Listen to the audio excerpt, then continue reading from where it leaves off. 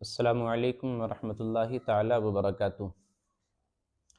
نحمدہ ونصلی ونسلم علی رسولہ الکریم، اما بعد فاعوذ باللہ من الشیطان الرجیم، بسم اللہ الرحمن الرحیم۔ ونزلنا علیک الکتاب تبیانا لکل شیء، آمنت باللہ صدق اللہ العظیم وبلغنا رسولہ النبی الکریم ونحن علی ذلک لمن الشاہدین والشاکرین والحمد للہ رب العالمین۔ من علینا ربنا اذ بعث محمدا ایدہ بایدہ ایدنا باحمدا ارسلہ مبشرا وارسلہ ممجدا صلو علیہ دائما صلو علیہ سرمدا۔ اللہم صلی علی سیدنا و مولانا محمد وانزلہ المقعد المقرب عندک یوم القیامہ، صلاۃ و سلاما دائما علیک یا رسول اللہ، صلاۃ و سلاما دائما علیک یا حبیب اللہ، صلی اللہ علیہ وعلی آلہ واصحابہ وسلم۔ معزز ناظرین، اللہ رب العزت کا ارشاد عالی شان ہے، وَنَزَّلْنَا عَلَيْكَ الْكِتَابَ تِبْيَانًا لِكُلِّ شَيْءٍ، ہم نے تم پر ایک کتاب نازل کی جو ہر چیز کا بیان ہے۔ اللہ کا کلام یہ ایسی کتاب ہے جس میں ہر چیز کا بیان ہے، بس ڈھونڈنے والے کو ڈھونڈنے کا سلیقہ اور ہنر چاہیے۔ جس کے پاس جس قدر ڈھونڈنے کی صلاحیت، تلاش کرنے کی طاقت ہوگی، وہ بندہ اس کلام پاک سے، اس کلام الہی سے اتنے زیادہ فائدہ اٹھا سکتا ہے۔ یوں تو قرآن پاک میں کائنات کی ہر چیز کا بیان ہے، مگر اگر اس سے ہم فائدہ نہیں حاصل کر پاتے تو یہ ہماری کم فہمی اور کم عقلی ہے۔ آج ہم آپ کے سامنے ایک دلچسپ اور ایک اہم موضوع لے کر کے آئے ہیں، جس کا نام ہے قرآن پاک اور علم حساب۔ آج ہم آپ کے سامنے یہ بات بتانے کی کوشش کریں گے کہ قرآن پاک جب ہم پڑھتے ہیں تو قرآن پاک صرف ہم نماز تک کے لیے نہیں، اپنے مردوں کو ایصال ثواب کے لیے ہی نہیں، بلکہ اس میں بہت سارے ایسے مضامین ہیں جب ہم ڈھونڈتے ہیں تو بڑی خوشی ہوتی ہے۔ وہ موضوع جو میں آپ کے سامنے پیش کرنے جا رہا ہوں اس کا نام ہے قرآن اور علم حساب۔ علم حساب ایک اہم موضوع ہے اور اس کا تذکرہ قرآن پاک میں کئی مقامات پر آیا بھی ہے، مگر میں ابھی آپ کے سامنے اس کی 4 بنیادی چیزوں کا ذکر کروں گا۔ علم حساب میں عام طور پر 4 چیزوں کو اہم اور بنیاد مانا گیا ہے: جوڑ، گھٹاؤ، ضرب اور تقسیم۔ انہی 4 چیزوں کو میں آپ کے سامنے قرآنی آیت کی روشنی میں پیش کرنے کی کوشش کروں گا۔ تو آئیے اب ہم بلا تاخیر اپنے مقصد کو ہم بیان کرتے ہیں۔ سب سے پہلی چیز جوڑ۔ اس جوڑ کا بیان قرآن پاک میں اللہ رب العزت نے بیان کیا ہے۔ اس حوالے سے میں آپ کے سامنے 2 آیت کریمہ پیش کرنے کی کوشش کر رہا ہوں۔ پہلی آیت کریمہ ہے 2 پارے کی اور دوسری آیت کریمہ ہے 8ویں پارے کی، 9ویں پارے کی۔ حج تمتع۔ حج کی 3 قسمیں ہیں، ایک حج ہے حج افراد، دوسرا حج ہے حج تمتع اور تیسرا حج ہے حج قران۔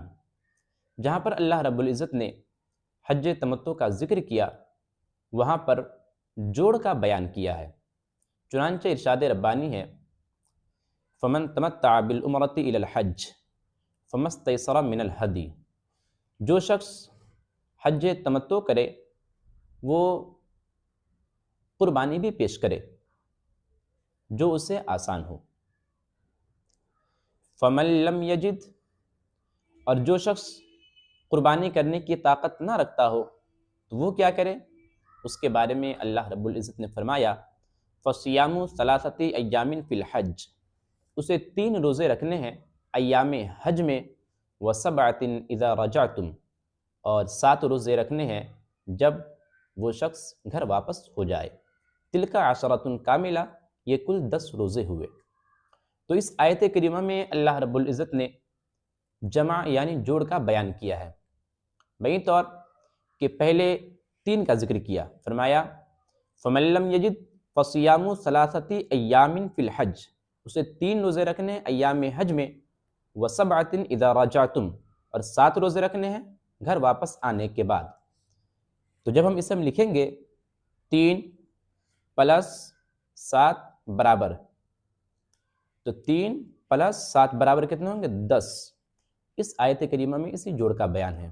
چنانچہ اللہ رب العزت نے ارشاد فرمایا تِلْكَ عَشَرَةٌ كَامِلَةٌ، یہ کل مکمل 10 ہو گئے۔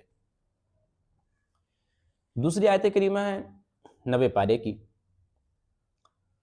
جب فرعون ہلاک ہو گیا تو اللہ رب العزت نے حضرت موسیٰ علیہ السلام کو توریت شریف عطا کی، اور توریت کو عطا کرنے کے لیے اللہ رب العزت نے حضرت موسیٰ علیہ السلام کو کوہ طور پر طلب کیا اور 40 راتوں کا وعدہ کیا، مگر وہ 40 رات یکبارگی نہیں تھے، بلکہ پہلے 30 راتوں کا وعدہ ہوا، پھر اس میں 10 بڑھا کر کے اسے 40 کر دیا گیا۔ چنانچہ ارشاد ربانی ہے وَوَاعَدْنَا مُوسَىٰ 30 لَيْلَةً، ہم نے موسیٰ علیہ السلام سے 30 راتوں کا وعدہ کیا، وَأَتْمَمْنَاهَا بِعَشْرٍ، اور ہم نے اسے 10 سے مکمل کیا، فَتَمَّ مِيقَاتُ رَبِّهِ 40 لَيْلَةً، تو اس کے رب کے ملاقات کی جو متعین کردہ کا وقت ہوا وہ کل 40 ہو گیا۔ تو پہلے اللہ رب العزت نے 30 کا وعدہ کیا، پھر بعد میں 40 کا کیا۔ تو اس آیت کریمہ میں بھی جوڑ کا بیان ہے کہ پہلے 30 کا بیان ہے، پھر 10 کا بیان ہے۔ اسے ہم یوں لکھتے ہیں 30 + 10 برابر 40۔ تو اس آیت کریمہ میں بھی اللہ رب العزت نے جوڑ کا بیان کیا ہے۔ اس کی علم حساب کی دوسری بنیادی چیز ہے گھٹاؤ، تفریق یعنی گھٹاؤ۔ جب ہم قرآن پاک پڑھتے ہیں تو اس کا ذکر بھی ہمیں قرآن پاک میں ملتا ہے۔ چنانچہ 20واں پارہ ہے، سورہ عنکبوت ہے، ارشاد ربانی ہے وَلَقَدْ أَرْسَلْنَا نُوحًا إِلَىٰ قَوْمِهِ فَلَبِثَ فِيهِمْ أَلْفَ سَنَةٍ إِلَّا 50 عَامًا، اور ہم نے نوح کو ان کی قوم کی طرف بھیجا تو اپنی قوم میں 950 سال رہے۔ اس آیت کریمہ میں اللہ رب العزت نے تفریق یعنی گھٹاؤ کا بیان کیا ہے، بین طور فرمایا فَلَبِثَ فِيهِمْ أَلْفَ سَنَةٍ إِلَّا 50 عَامًا، کہ پہلے 1000 کا ذکر کیا، پھر بعد میں اس سے 900 کو 50 کو کم کیا گیا، یعنی حضرت نوح علیہ السلام اپنی قوم میں 950 سال تک تبلیغ کرتے رہے۔ تو اس میں تفریق یعنی گھٹاؤ کا بیان ہے، بئی طور کہ پہلے 1000، اس کے بعد مائنس، پھر 50 برابر 950۔ اسی علم حساب کی ایک بنیادی اور ایک اہم چیز ضرب ہے، اس کا بیان بھی ہمیں قرآن پاک میں ملتا ہے۔ چنانچہ سورہ بقرہ کی آیت کریمہ ہے مَثَلُ الَّذِينَ يُنْفِقُونَ أَمْوَالَهُمْ فِي سَبِيلِ اللَّهِ كَمَثَلِ حَبَّةٍ أَنبَتَتْ 7 سَنَابِلَ فِي كُلِّ سُنبُلَةٍ 100 حَبَّةٍ وَاللَّهُ يُضَاعِفُ لِمَن يَشَاءُ وَاللَّهُ وَاسِعٌ عَلِيمٌ۔ اس کی مثال جو اپنے مالوں کو اللہ کی راہ میں خرچ کرتے ہیں، کمثل حبہ، اس دانے کی طرح ہے، انبتت 7 سنابل، جو دانہ 7 بالیاں لے کر کے نمودار ہوا، جس دانے نے 7 بالیاں ظاہر کی، فی کلی سنبلۃ 100 حبہ، اور ہر بالی میں 100 دانے ہیں۔ تو اس آیت کریمہ میں اللہ رب العزت نے ہمیں جو بتایا وہ ضرب کو بتایا ہے، بئی طور کہ پہلے 7 کا ذکر کیا، پھر اس 7 کو 100 سے ضرب دیا گیا، تو ہم لکھیں گے 7 ضرب 100 برابر 700۔ تو اس آیت کریمہ کے ذریعے سے ہمیں ضرب کا علم معلوم ہوا۔ اسی علم حساب کی ایک بنیادی اور اہم چیز ہے ڈیوائڈ یعنی تقسیم۔ اس کا بیان بھی قرآن پاک میں ہمیں ملتا ہے۔ چنانچہ 90 پارے کی آیت کریمہ ہے، ارشاد ربانی ہے وَقَطَّعْنَاهُمُ اثْنَتَيْ عَشْرَةَ أَسْبَاطًا أُمَمًا وَأَوْحَيْنَا إِلَى مُوسَىٰ إِذِ اسْتَسْقَاهُ قَوْمُهُ أَنِ اضْرِب بِّعَصَاكَ الْحَجَرَ فَانبَجَسَتْ مِنْهُ اثْنَتَا عَشْرَةَ عَيْنًا قَدْ عَلِمَ كُلُّ أُنَاسٍ مَّشْرَبَهُمْ۔ اور ہم نے بنی اسرائیل کے 12 قبیلوں کو 12 گروہ میں بانٹ دیا۔ وَأَوْحَيْنَا إِلَى مُوسَىٰ إِذِ اسْتَسْقَاهُ قَوْمُهُ أَنِ اضْرِب بِّعَصَاكَ الْحَجَرَ۔ اور جب موسیٰ علیہ السلام کی قوم نے حضرت موسیٰ علیہ السلام سے پانی کا مطالبہ کیا تو ہم نے موسیٰ سے کہا موسیٰ اپنے عصا کو پتھر پر مارو۔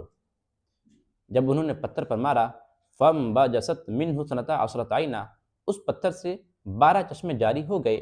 قَدْ عَلِمَ كُلُّ أُنَاسٍ مَّشْرَبَهُمْ، اور ہر گروہ نے، ہر جماعت نے اپنے اپنے پانی پینے کی جگہ کو پہچان لیا۔ اس آیت کریمہ سے جو ہمیں معلوم ہوا وہ ڈیوائڈ یعنی تقسیم کا علم ہمیں معلوم ہوتا ہے۔ بہین طور کہ بتایا کہ بنی اسرائیل کے 12 فرقے، 12 گروہ ہیں، اور ان 12 گروہوں کے لیے 12 چشمے جاری کیے گئے۔ فَانبَجَسَتْ مِنْهُ اثْنَتَا عَشْرَةَ عَيْنًا، اس پتھر سے 12 چشمے جاری ہوئے۔ قَدْ عَلِمَ كُلُّ أُنَاسٍ مَّشْرَبَهُمْ، اور اس 12 چشمے کو، ان 12 چشموں کو 12 گروہ میں تقسیم کر دیا گیا، 12 جماعت میں تقسیم کر دیا گیا۔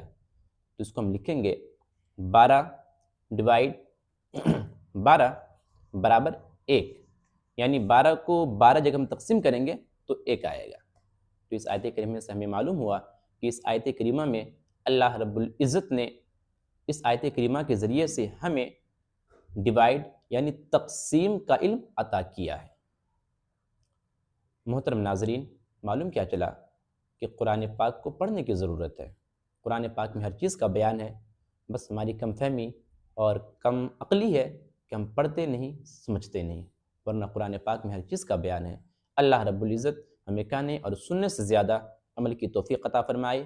استغفر اللہ ربی من کل ذنب واتوب الیہ، وآخر دعوانا الحمد للہ رب العالمین۔ السلام علیکم ورحمۃ اللہ تعالی وبرکاتہ۔